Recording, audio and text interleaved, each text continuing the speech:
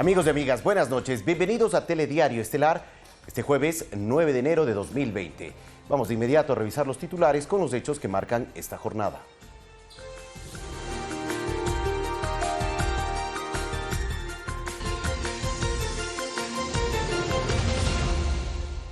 Se cumplen 20 años desde que Ecuador adoptó el modelo de dolarización. El vicepresidente Otto Sonnenhösner ratificó que el gobierno trabajará en su fortalecimiento. Este jueves, 7 personas, entre ellas 4 asambleístas afines al correísmo, abandonaron el país rumbo a México, pese a no tener ninguna medida cautelar en su contra. El gobierno de López Obrador les otorgó asilo político. Las brigadas Toda una Vida continúan recorriendo varias provincias del país. Hoy, el vicepresidente Otto Sonnenhösner, junto a varios ministros de Estado, visitaron el cantón Paute en Azuay. Empresarios y productores de banano preocupados por las exportaciones de esta fruta a Medio Oriente, tras el conflicto entre Irán y Estados Unidos. En lo internacional, el primer ministro de Canadá, Justin Trudeau, afirmó tener pruebas de que el avión ucraniano siniestrado fue derivado por un misil iraní.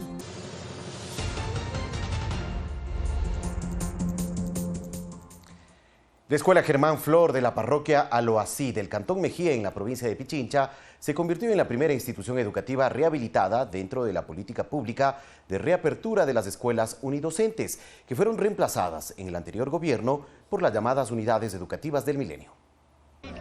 Luis Humberto Uto vive en el barrio Umbría de la parroquia Aloasí del Cantón Mejía en Pichincha. Sus 7 hijos recibieron clases en la Escuela Germán Flor, que fue cerrada hace más de 5 años. Como habitante del sector se alegra que los niños tengan nuevamente una escuela cerca de casa. Les felicito mucho a toda la comunidad de aquí del barrio Umbría. María López, comunera de la zona, nos dijo que la reapertura de este establecimiento evitará que los niños madruguen a clases con los costos y riesgos que eso implica. Evitamos el transporte, los pasajes, todo eso evitamos.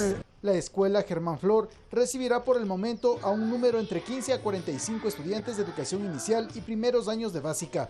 Anita Villamarín será su profesora. Aquí se le da una educación de calidad y calidez. Por el mismo hecho de que hay pocos niños, se le da la educación individualizada. El presidente Lenín Moreno estuvo en la reapertura de la escuela. Su adecuación tuvo un costo de $60,000. Peor todavía, abriendo escuelas que las llamaban del milenio, que se encontraban muy lejos de donde viven los niños y los jóvenes. Hemos querido sanar esto y por eso es lo que estamos abriendo decenas, centenas de escuelas de este tipo. La meta del Ministerio de Educación es habilitar en este año en todo el país 900 escuelas unidocentes. Se cuenta con un presupuesto de $47 millones, según la titular de esta cartera de Estado, Monserrat Kramer. En el segundo quimestre del año Sierra, esperamos abrir todas las que ya están entrando listas de la Sierra. Con esta escuela se evitará que niños vayan hasta los planteles educativos de Machachi o del sur de Quito para estudiar, acotó Roberto Hidalgo, alcalde del Cantón Mejía. Y claro, la gente aquí hay que entender que trabaja en el campo, trabaja en haciendas, el clima a veces, las vías también son complicadas de llegar. El presidente Moreno solicitó que esta escuela sea además un centro de reunión donde la comunidad pueda capacitarse en temas del agro, de seguridad e inclusive que alimente la familiaridad entre todos ellos. Javier Ceballos, Medios Públicos. Y este jueves, funcionarios de 24 instituciones públicas visitaron el Cantón Paute en la provincia de Azuay para facilitar a la comunidad el acceso a servicios. El vicepresidente de la República, Otto Sonnenhösner, encabezó este recorrido. En medio de música y danza, los habitantes de la parroquia Chicán, Cantón Paute, en la provincia de Azuay, recibieron al vicepresidente de la República y varios ministros de Estado, quienes participaron en las brigadas Toda una Vida, que ofrece servicios de atención a la ciudadanía. Contento de ver cómo la ciudadanía se alegra, se entusiasma, se entera sobre todo de todas las actividades que el gobierno hace en beneficio de los que más necesitan, en salud, en educación, en emprendimiento. El ministro de Inclusión Económica y Social, Iván Granda, también llegó hasta este punto del país para ofrecer de manera directa los servicios de esta cartera de Estado a los habitantes de la parroquia. Listos para entregar convenios en temas sociales y de emprendimiento y productividad en Santa Isabel, en Huachapala, en el Sixi. Varios adultos mayores expresaron su interés por los servicios ofrecidos, como fue el caso de Luis Hernández, quien aprovechó para vacunarse y de paso realizarse una consulta médica. Es que yo vengo por los oídos que tengo yo, ambos oídos, no puedo oír. El punto de atención de Ban Ecuador fue uno de los más visitados, ya que en esta zona del país se concentran emprendimientos ligados a la actividad agrícola. Para preguntas acerca de cuántos son las tasas de interés que cobran en cada uno de los servicios. Este tipo de actividades se replicarán también en otros puntos del país. Ese contacto es fundamental para que los ecuatorianos sientan el beneficio de tener un gobierno que se les acerca y trabaja para ellos. Lo más importante es que se está cumpliendo la palabra del presidente de la República.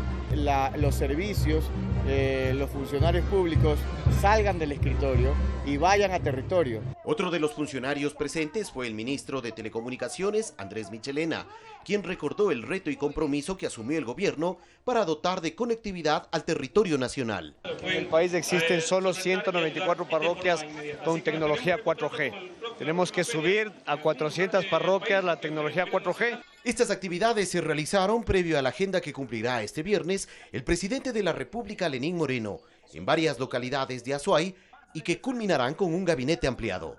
Fabricio Ceballos, Medios Públicos. Y en la provincia de Azuay, el gobierno invirtió en varios sectores a lo largo del año 2019. El apoyo a emprendedores con más de 271 millones de dólares en créditos. Además, se destaca la inversión en vialidad, agua potable y también educación. Para este año ya hay caminos, en proyecto varios caminos. Durante el 2019 en la provincia de Azuay el gobierno marcó varios hitos en inversión. Entre ellos se destacan apoyo a emprendedores. El gobierno otorgó 271 millones de dólares en créditos de la banca pública a más de 203.000 emprendedores de micro, medianas y grandes empresas de Azuay. Inversión en infraestructura. 479.3 millones de dólares fueron destinados a la central hidroeléctrica Mina San Francisco, saneamiento y agua potable. 11.000 personas acceden a agua potable, para lo cual se invirtió 5 millones de dólares. Además, 23 millones de dólares se entregaron para 3 proyectos de inversión para el manejo de recurso hídrico de la cuenca del río Paute y sus afluentes. En el ámbito social se destaca la repotenciación de 4 unidades de salud en Azuay con una inversión de 475.000 dólares. En la estrategia médico del barrio fueron atendidas 4.139 personas en 2019. En educación, con una inversión de 700.000 dólares, se reaperturaron 3 escuelas comunitarias y se realizó mantenimiento de 113 planteles educativos. Se entregaron 240 viviendas en terreno propio y 118 en terreno urbanizado. Con la misión Ternura se benefició a más de 10.000 niñas y niños con una inversión de 6.400.000 dólares y se atendió a casi 6.000 personas adultas mayores en extrema pobreza. Para el año 2020 se tiene prevista la entrega del tramo Gualaceo-Plan de Milagro de la carretera Gualaceo-Limón con inversión de 71 millones de dólares. También se lanzará a concurso la construcción de la vía Biblián-Azogues-Cuenca-Cumbe Pasaje y se repotenciará el servicio de la unidad de cuidados intensivos pediátricos en el Hospital Vicente Corral Moscoso, para lo cual se destinarán 600.000 dólares. Sofía Montoya, Medios Públicos.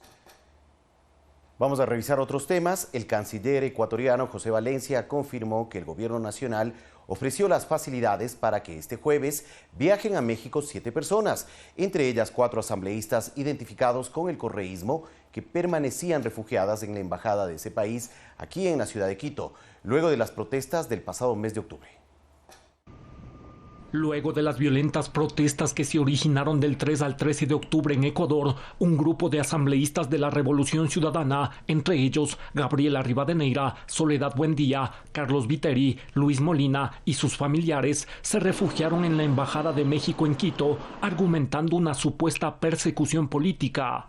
Este jueves, el gobierno dio todas las facilidades para que estas personas salgan del país. Siguiendo la línea de respeto a los instrumentos internacionales que ha mantenido el gobierno del presidente Lenín Moreno, esta semana se comunicó a la Embajada de México que se brindarían las facilidades necesarias para que esos ciudadanos salgan del Ecuador. Hoy, los ciudadanos en cuestión tomaron un vuelo comercial hacia la Ciudad de México. Los 4 asambleístas correístas, tras permanecer en la Embajada de México por más de 86 días, abandonaron el país pese a no tener ninguna medida cautelar en su contra por las protestas de octubre. Esto evidencia una vez más, como lo conoce la ciudadanía y la comunidad internacional, que detrás del discurso de persecución política está un interés político de un sector que busca la impunidad ante los delitos por los que muchos son hoy procesados por órganos judiciales independientes. El canciller recalcó que en Ecuador se vive en democracia y se respeta los derechos de todos los ciudadanos. La única manera en que nunca se repitan los ataques, las persecuciones y el poder judicial en manos del gobernante de turno es demostrar en los hechos que la democracia es la única respuesta y que dentro de ella la separación de poderes y el respeto a los derechos humanos son cruciales. Santiago Tello, Medios Públicos. Cerca de 3 meses permanecieron 4 asambleístas de la Revolución Ciudadana en la Embajada de México en Quito. Su ingreso a la sede diplomática se dio luego de las jornadas de protesta del pasado octubre. La mayoría de ellos denunciaron persecución política pese a no tener procesos investigativos en su contra.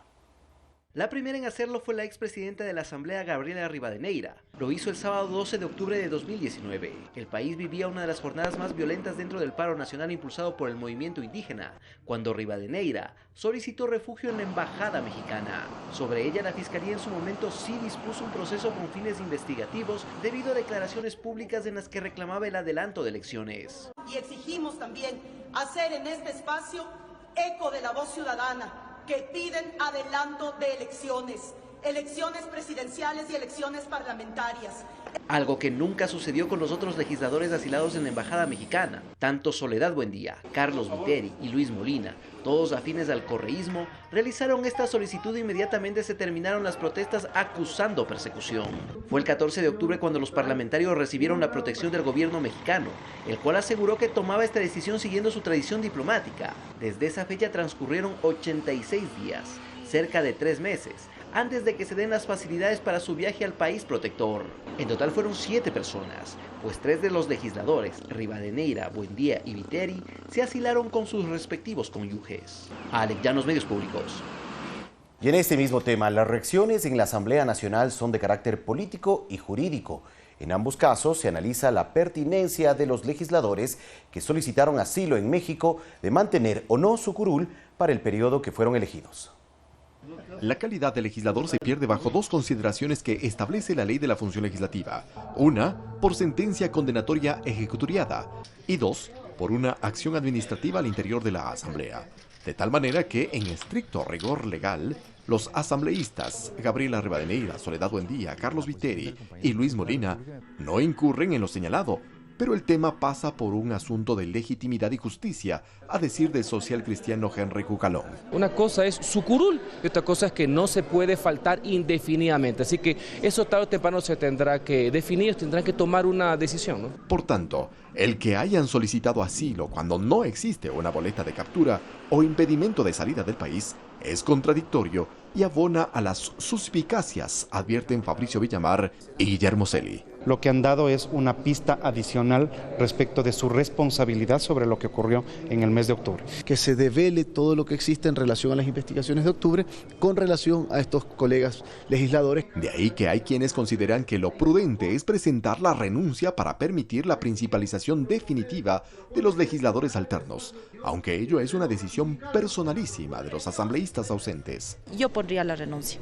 Sin embargo, son decisiones personales y que tenemos que ser respetuosos. Tienen, digamos, su derecho a estimar, a acogerse a lo que les parezca pertinente. De todas maneras, será el Consejo de Administración de la Legislatura el que deba resolver, a decir del vicepresidente de la Asamblea y miembro del CAL, Patricio Donoso. Porque hay una comunicación que en su momento remitieron a aquellos legisladores pidiendo que se les principalice. Ahora tiene que ser de manera definitiva si es que se constata que en efecto ya no están en el Ecuador. Sin embargo, no se descarta que el tema pase también por el Pleno de la Asamblea. Eduardo Córdoba, Medios Públicos. Y 2 analistas jurídicos en materia penal califican como sospechosa la actuación de los 4 asambleístas de Revolución Ciudadana que abandonaron el país este jueves para asilarse en México por supuesta persecución política después de las protestas de octubre. Incluso ambos analistas y penalistas señalan que la Fiscalía debe iniciar investigaciones al respecto. La decisión de los asambleístas de la Revolución Ciudadana Gabriela Rivadeneira, Soledad Buendía, Carlos Viteri y Luis Molina de abandonar el país este jueves para asilarse en México sin tener una sola investigación abierta por las protestas violentas de octubre en Ecuador, para dos analistas jurídicos resulta sospechoso. Una conducta impetuosa y vehemente que apelaron a un refugio inoficioso, que lejos de responder a un proceso irrogado en su contra, más por el contrario denotan culpa de un hecho que debe investigar la Fiscalía. Exactamente por las conductas que cometieron, digamos, en cierta forma los asambleístas que están con destino a México, también fueron procesados otras personas de carácter nacional. Los 4 asambleístas argumentaron persecución política para asilarse en México, lo cual carece de verdad, según los juristas. Los disturbios que sucedieron en octubre fueron evidentes, fue uno de los hechos más violentos que ha tenido el Ecuador. Estos actos de violencia quisieron tener una capitalización por parte de un grupo o de una estructura política. Que quien nada debe, nada teme. Deberían permanecer en el país y dar la cara frente a cualquier proceso penal que pudiera erogarse en su contra. En el caso de Gabriela Rivadeneira, incluso existe una investigación abierta en su contra por los denominados cobros de diezmos. Este es un asunto administrativo que quedaría pendiente frente al asambleísta. El hecho de que la señora esté ausentada del país no implica de que esta investigación se pare. El abandono de sus cargos en la legislatura por cerca de 3 meses también genera críticas. Para que dejen el país, dejen la sede legislativa, debieron haber renunciado irrevocablemente a su cargo. Ellos no han presentado ni pedido de vacaciones, ni justificaciones por ausencia, ni nada. Santiago Tello, Medios Públicos. Y cambiando de tema, los asambleístas Janine Cruz y Fernando Flores presentaron las pruebas de cargo en contra de Diana Tamaint, presidenta del Consejo Nacional Electoral, dentro de la solicitud de juicio político que tramita la Comisión de Fiscalización de la Asamblea. En la sesión de trabajo se discutió la posibilidad de abrir otros procesos para el resto de integrantes del organismo electoral. Los primeros en comparecer a la Comisión de Fiscalización fueron los asambleístas de la bancada de Creo, Janine Cruz y Fernando Flores, interpelantes de la presidenta del Consejo Nacional Electoral, Diana Tamaint. Entre los temas que se incluyen dentro del proceso de solicitud de juicio político se encuentra el caso del exfuncionario Luis Loyo, detenido por presunto delito de tráfico de influencias. Y en esta sesión se mostró un audio de una conversación que se le atribuye a Loyo y a una vocal de la delegación electoral de Manabí. Pero eso sí, yo no voto así, yo voto como abstención, no como a favor. Sí, pero si es que ellos salen, nos votan a todos. O sea, Loyo hablaba con las vocales de Manabí, obligando a cambiar actas, hablando de negocios, hablando de una presidenta. Entonces, el modus operandi evidentemente nos preocupa, porque justo son en provincias donde fueron criticadas las elecciones. Y aunque la ley no lo permite, los comisionados consideran pertinente incorporar otros temas y al resto de los miembros del CNE. Yo creo que posiblemente terminen vinculándose el resto de consejeros y deberán responderle a los miembros de esta comisión y al Pleno de la Asamblea Nacional. Ustedes saben, de acuerdo a la ley, no podemos. La comisión puede solamente resolver lo que ellos han presentado, es decir, por las causas y por las personas que están poniendo. Es decir, nosotros tenemos que seguir el proceso sobre la presidenta, el juicio político. En este caso no estuvo dentro de las pruebas. ¿Por qué? Porque me llegó hace una semana y el juicio ya fue calificado. Por la cantidad de información y comparecencias programadas, no se descarta solicitar una prórroga. Eso podría implicar que el procesamiento de esta información en la etapa de valoración de pruebas requiera un tiempo adicional. La ley permite 5 días adicionales. Eduardo Córdoba, Medios Públicos.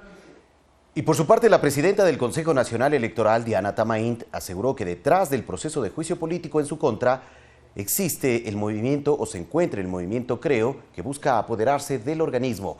El vicepresidente de la institución, Enrique Pita, rechazó esa acusación, pues señaló que es irrespetuosa con los legisladores proponentes del proceso de fiscalización.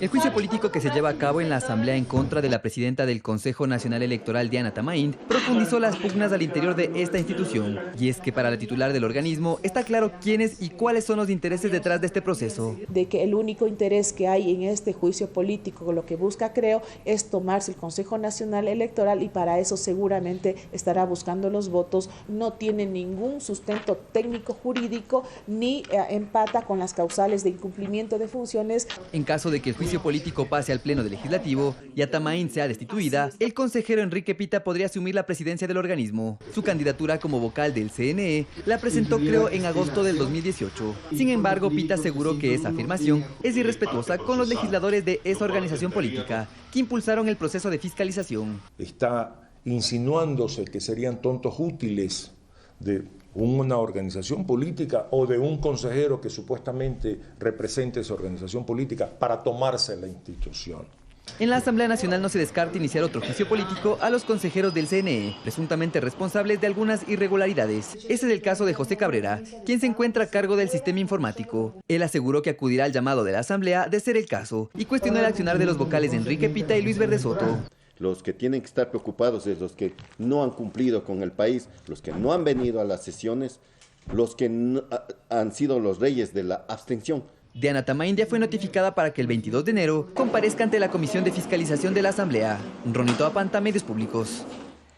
Información en el ámbito judicial. Marco Rodríguez, Iván Saquicela e Iván León serían los 3 magistrados que conformarían el Tribunal Penal de la Corte Nacional de Justicia, encargado de juzgar al expresidente Rafael Correa y 20 personas más, procesadas en el caso Sobornos 2012-2016. Si bien la Sala Penal de la Corte Nacional de Justicia está conformada por 7 jueces y 3 conjueces, por descarte 4 magistrados no podrían participar en el sorteo para la conformación del tribunal que juzgará a los 21 procesados en el caso Sobornos. Así lo explicó el docente y abogado penalista Pablo Encalada. La doctora Daniela Camacho ya no podría ser porque ya reconoció la etapa de instrucción fiscal y la audiencia preparatoria de juicio. Pero también hubo una apelación de la prisión preventiva. Entonces ahí conocieron otros 3 jueces, ¿cierto? Entonces serían 4 que ya no podrían intervenir. Entonces los jueces no pueden haber conocido de antemano ya la causa que van a resolver. De esta forma serían Iván Saquicela, Marco Rodríguez e Iván León los magistrados que integren el tribunal, de donde se destacará quien ocupe la figura de juez ponente, manifestó el penalista Nicolás Salas. Dirige la audiencia, establece los tiempos de intervención de las partes procesales, controla las intervenciones, controla el orden, controla que no se vulneren los derechos de las partes procesales en la audiencia y es quien presenta el proyecto de sentencia. De ser recusados alguno de estos jueces por la defensa de los procesados, el vacío lo ocuparía un conjuez. Así lo detallaron tanto Encalada como Salas. Se tendrá que acudir a los conjueces que estén habilitados para poder intervenir en este caso. Quizás los problemas se van a presentar cuando ya se resuelva la apelación y la casación, porque para la casación probablemente ya no lleguemos, ya la Corte no cuente con jueces de salas penales y entonces seguramente tendrán que intervenir jueces de otras materias. De su parte, Encalada y Salas indicaron que hasta la próxima semana oficialmente se podría notificar la conformación de dicho tribunal. Olga Velasco, Medios Públicos. Y el expresidente del Consejo Directivo del Instituto Ecuatoriano de Seguridad Social, Ramiro González, busca que se levante la orden de prisión preventiva que pese en su contra aquí en el país. Sobre él hay ya 3 investigaciones.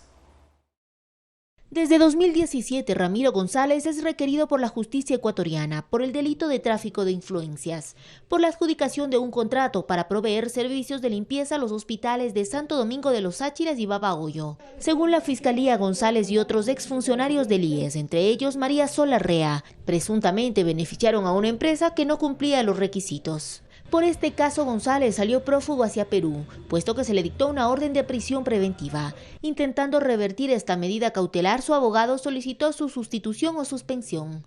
La diligencia se realizará el jueves 30 de enero a las 9 horas en el Complejo Judicial Norte. Mientras, está pendiente una respuesta de la justicia peruana al pedido de reconsideración enviado esta semana por la presidenta de la Corte Nacional de Justicia, tras el rechazo del pedido de extradición de González. El abogado Ismael Quintana explicó qué pasaría de ratificarse la negativa. Pues ese pedido de extradición quedará ahí y como el delito por el que se le está procesando a Ramiro González, que sería tráfico de influencias, no es un delito de aquellos que según nuestra Constitución sea susceptible de juzgamiento en ausencia y sea imprescriptible, pues el proceso penal respecto de él se va a detener porque no se encuentra en el país. La alternativa sería solicitar otro pedido de extradición, detalló el doctor Rafael Ollarte. Actualmente González tiene 2 investigaciones previas más en su contra, una por defraudación tributaria y otra por peculado. Si el señor González ha cometido otra infracción distinta, podrá pedir su extradición, pero por este caso no. Actualmente el exfuncionario circula libremente en Perú, puesto que además se dejó sin efecto las medidas de aseguramiento temporal que pesaban en su contra. Olga Velasco, Medios Públicos. La jueza Lilia Aguilar calificó como improcedente la acción de protección solicitada por la empresa Tecnovoladuras en contra del Ministerio de Defensa y el Comando Conjunto de las Fuerzas Armadas al negar el permiso de importación para explosivos. Según la administradora de Justicia, el camino de la protesta era el contencioso administrativo. Los demandantes aseguraron que apelarán la decisión, pues ha impedido el derecho al trabajo hace un mes, perjudicando a todos sus empleados y sus familias.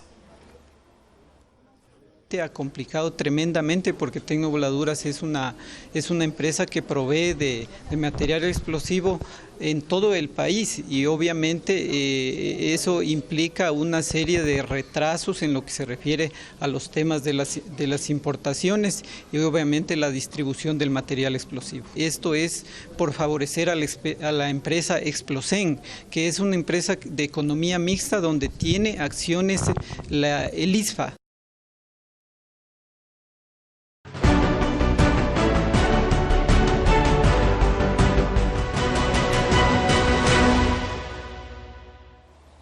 Este 9 de enero se cumplen 20 años de la dolarización en Ecuador. El vicepresidente de la República, Otto Sonnenhorstner, junto a analistas y empresarios, resaltaron la relevancia que tiene este sistema monetario para la economía del país.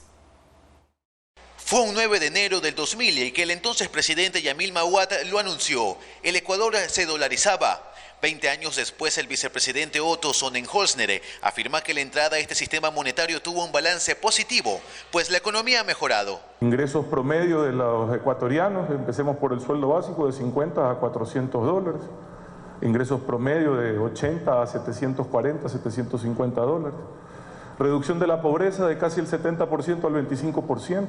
Gustavo Noboa ascendió a la presidencia del Ecuador el 21 de enero del 2000. Él decidió sostener la dolarización, pues afirma que era lo correcto. Ahora considera que el rol del actual gobierno es crear seguridad jurídica y facilitar el ingreso de divisas, acciones que no se hicieron en el último régimen.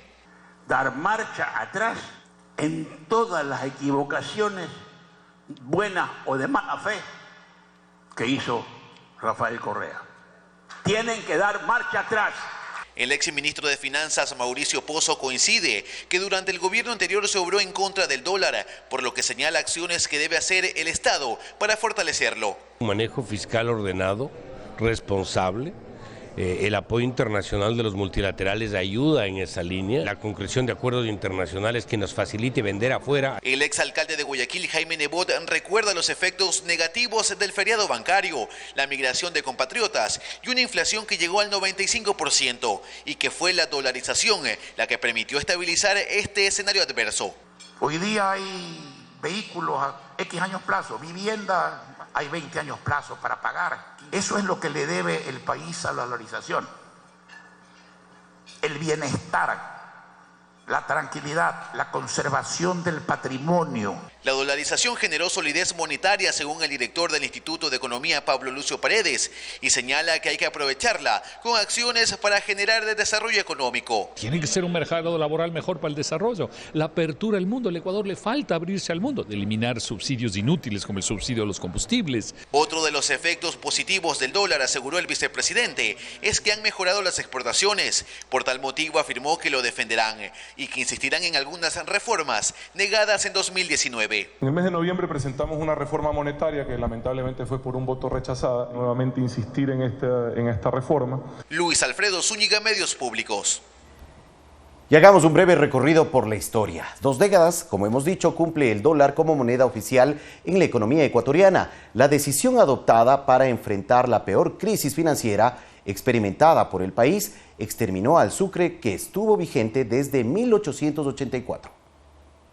Emisiones inorgánicas, devaluaciones continuas de la moneda, medidas económicas que aumentaban el costo en los servicios básicos fueron las constantes acciones de los gobiernos de turno en el Ecuador. Yamil Mahuad asumía la presidencia de la República en 1998, asegurando que esto cambiaría durante su administración. El Ecuador entero es nuestra familia, pero es una familia llena de injusticia. De hecho, la historia determinó de que las cosas cambien, y para siempre, pues Maguad fue el último jefe de Estado que administró el Ecuador contando con el sucre como moneda oficial. Es una ley sumamente importante y al mismo tiempo es sumamente técnica y sumamente precisa. La medida resultaba necesaria. Maguad había llegado al poder respaldado por varios representantes de la banca, quienes incluso formaron parte de su gabinete, y con la normativa aprobada, se les permitía excesivas libertades en sus actividades. Sin control alguno, las cosas se salieron de las manos, y a pesar de las insistentes negativas, El gobierno jamás va a incautar, jamás va a confiscar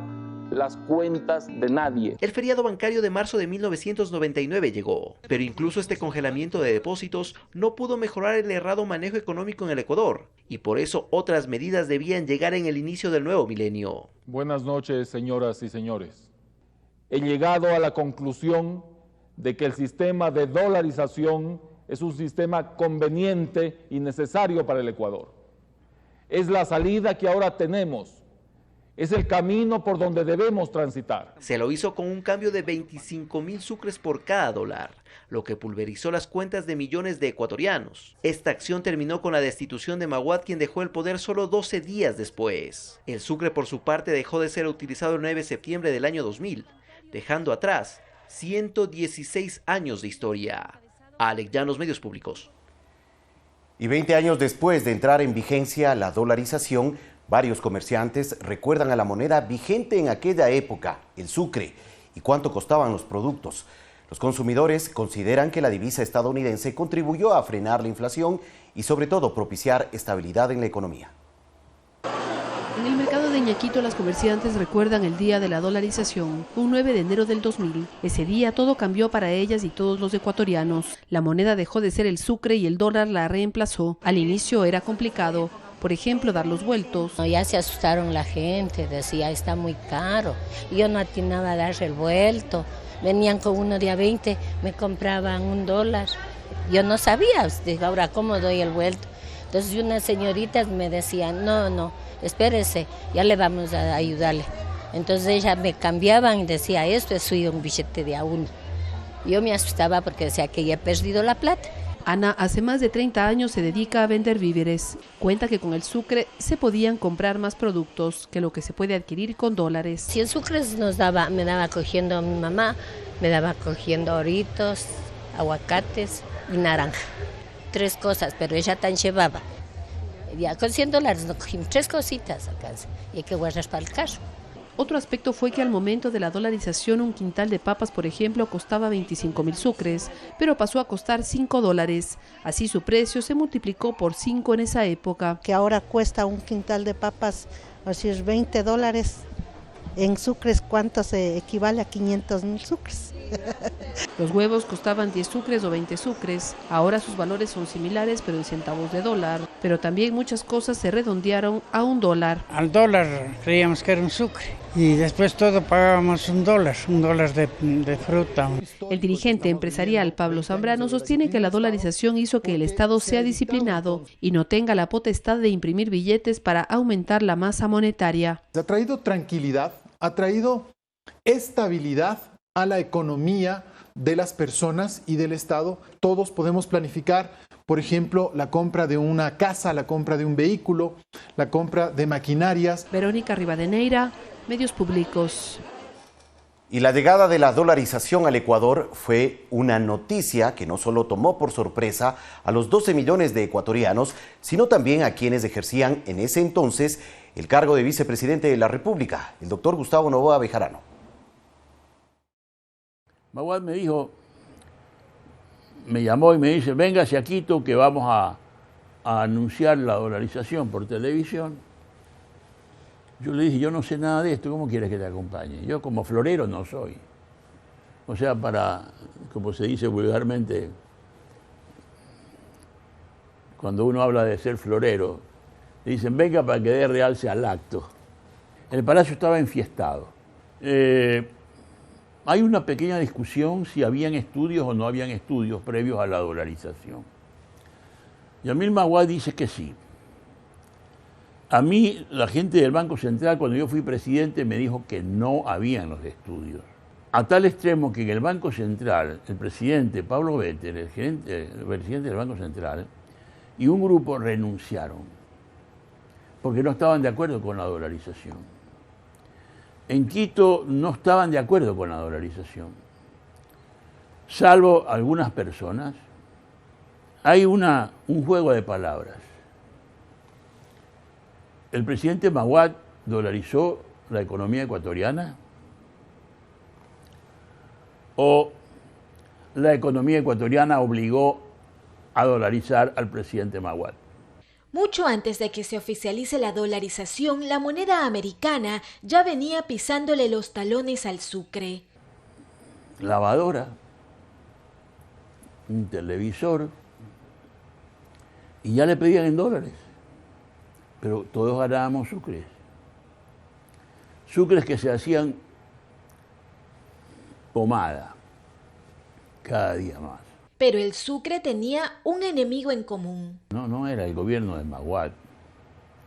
Mucho antes venían arrastrándose problemas. El mayor problema era la inflación. Entonces, ir al mercado con un dinero y comprar cada día menos, eso fue terrible. Esa inflación es el peor impuesto que se le puede poner a un pueblo. Para Noboa, mantener sobre sus hombros la dolarización no fue una tarea fácil, y de aquí surgen varias anécdotas. Necesitamos un guayaquileño. Estaba Juan Montalvo, perfecto. Eugenio Espejo, fantástico. Pero necesitamos a Olmedo aquí. Y le dije al Banco Central, aquí me acuñan una moneda como Olmedo. Y un buen día me dice un indígena, nosotros, en una reunión grande, no entendemos el dólar. En Nueva York, en Washington, en Europa también. Que los otavaleños vendan en dólares y manejan el dólar hace 50 años, y ustedes me vengan a decir, indígenas también, que no entienden el dólar, que son los otavaleños mejores que ustedes. No puede ser. Yo tuve que escoger entre que el pueblo coma o la soberanía. Con eso no se come. Con eso se canta el himno, con eso rendimos el culto en los lunes en los colegios, y ojalá que se siga haciendo eso. A la bandera, al escudo nacional, muy bien. Pero tenemos que comer, porque así nos creó Dios. Y se come hoy día con el dólar. Dice un amigo mío, el Ecuador es país corcho. ¿Por qué? Porque flota. Siempre flota. Bueno, lo ha dicho la historia, ¿no? El Sucre murió en la dolarización. El mariscal Sucre es una gran persona, pero no podía seguirnos ayudando como moneda. Mariuxi Buenaño, Medios Públicos.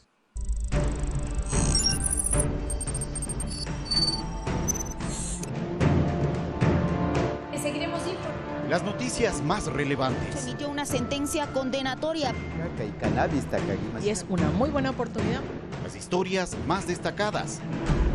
En efecto, aquí en la Corte Provincial, los hechos políticos, sociales e internacionales que marcan al país y al mundo. A esta hora el presidente Lenín Moreno. En el 2020 seguiremos informando junto a usted. Hoy en Primera Impresión. Por Ecuador TV.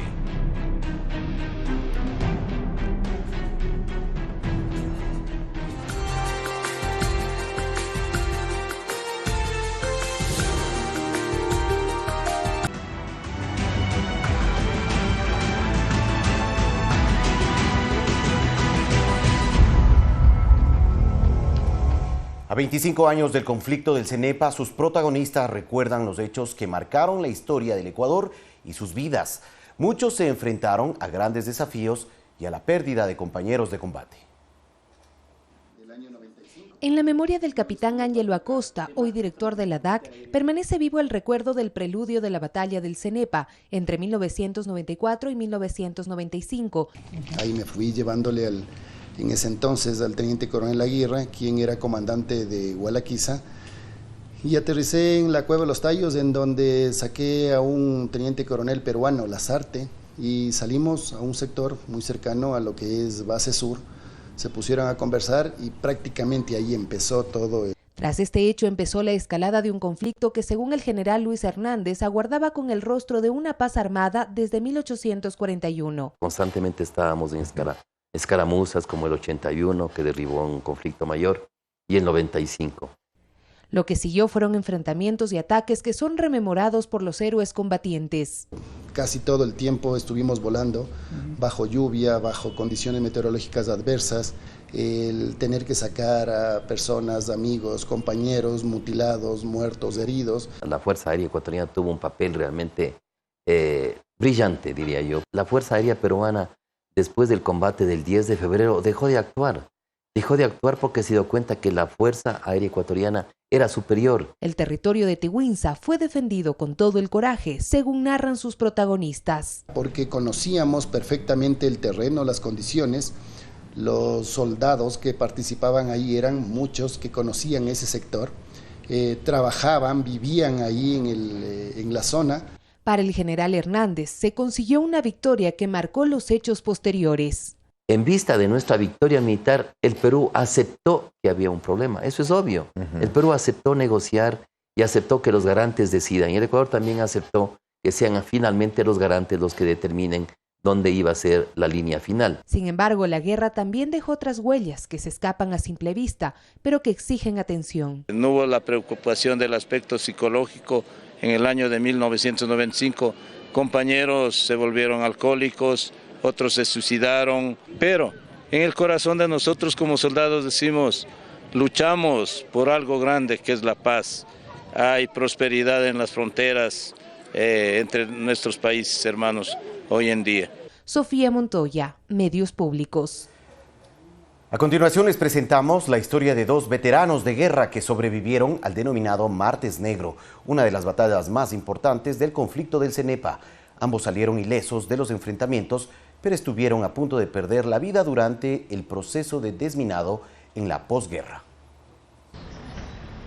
El oficial César Díaz combatió en el sector conocido como Teniente Hugo Ortiz. Cuenta que el día 27 de febrero de 1995, conocido como el Martes Negro, fueron emboscados por el ejército peruano que atacó por sorpresa tras el cese al fuego. Al mando de un equipo de combate de 30 soldados, no tuve otra tarea que empezar a disparar y defender mientras yo gritaba conjuntamente con 3 soldados más que nos quedamos al frente que todo el mundo repliegue. El ataque peruano fue tan devastador que al siguiente día se emitió un parte militar que daba por muerto en combate a él y a sus compañeros. Pero no, Díaz y sus bodis, como los llama, sobrevivieron a ese fatídico día. Los cuerpos. El 27 de febrero pues marca un hito en la historia de mi vida porque para mí, pues personalmente, volví a nacer. Sin embargo, la prueba más dura la vivió meses después de terminar la guerra, cuando acompañaba en el proceso de desminado en el mismo lugar donde había combatido. Una mina antipersonal le mutiló la pierna. Entonces, cuando uno se regresa a ver, pues ya se ve que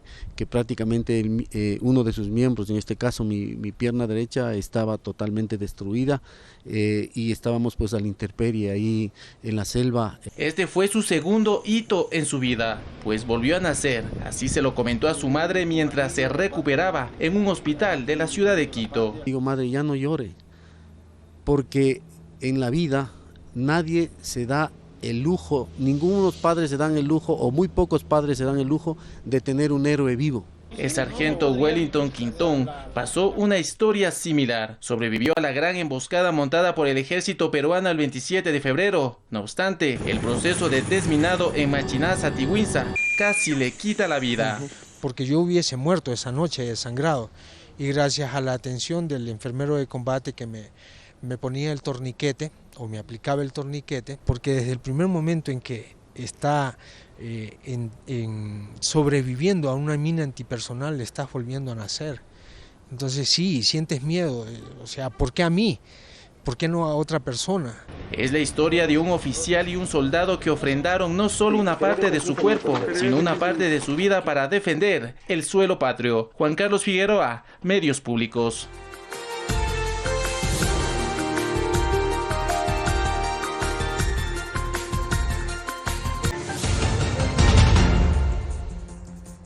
Noticias internacionales. El primer ministro de Canadá, Justin Trudeau, afirmó tener pruebas de que el avión ucraniano siniestrado fue derribado por un misil iraní, por lo que el gobierno de Ucrania pide acceso total a las investigaciones.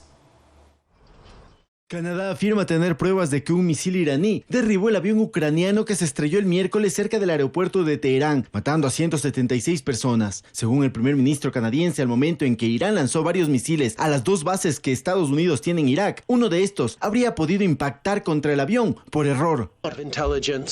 Tenemos servicios de inteligencia de múltiples fuentes, incluyendo nuestros aliados y nuestra propia inteligencia. La evidencia indica que el avión fue derribado por un misil iraní de tierra a aire. Esto bien puede haber sido involuntario. Con lo que coinciden los servicios de inteligencia de Estados Unidos, que también creen altamente probable que el avión ucraniano fue derribado accidentalmente por un misil iraní. Tengo mis sospechas, no quiero decir esto porque otras personas también tienen sus sospechas. Es algo trágico. Cuando lo veo, es una cosa trágica. Pero alguien podría haber cometido un error en el otro lado, podría haber cometido un error.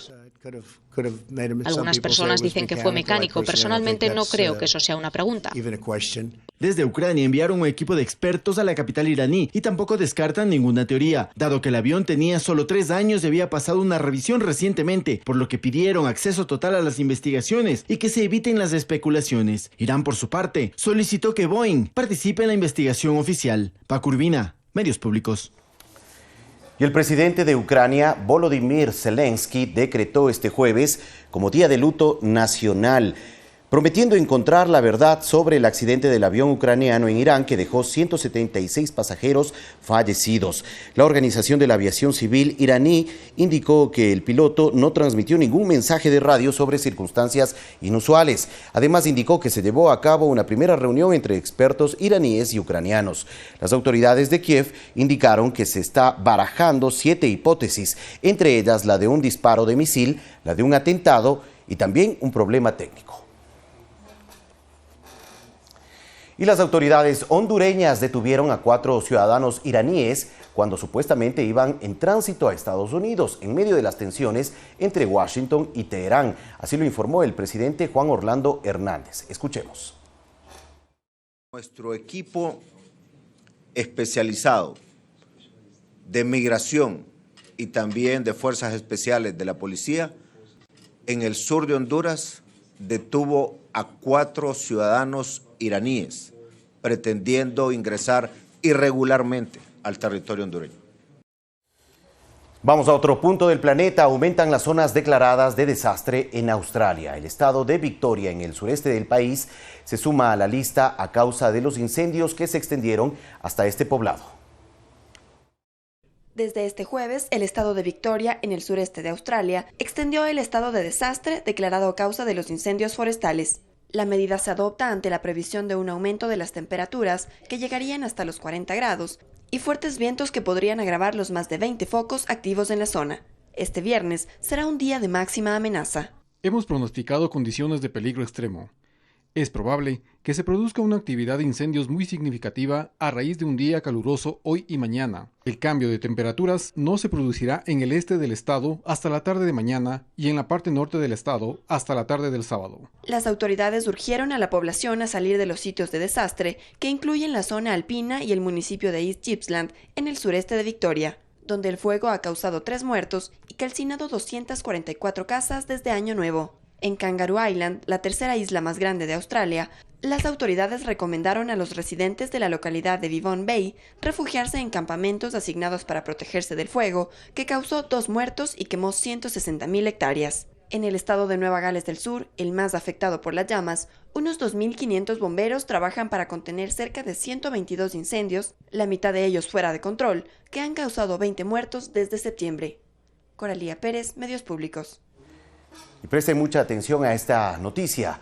Una niña fue captada caminando por la cornisa del 6º piso de un hotel en la ciudad de Tenerife, en España. Quienes dieron aviso a la policía fueron los vecinos que se vieron alertados por esta situación. Podemos ver allí a la niña caminando por esa estrecha cornisa. Al no poder ingresar por ese lado, decide regresar. A metros del lugar en donde inició el recorrido, la pequeña sufre un traspié que por suerte no terminó con una caída. Las autoridades iniciaron una investigación para establecer lo que sucedió aquel día. Asimismo, los agentes comunicaron que el peligroso paseo de la menor de edad se produjo durante un despiste de sus padres.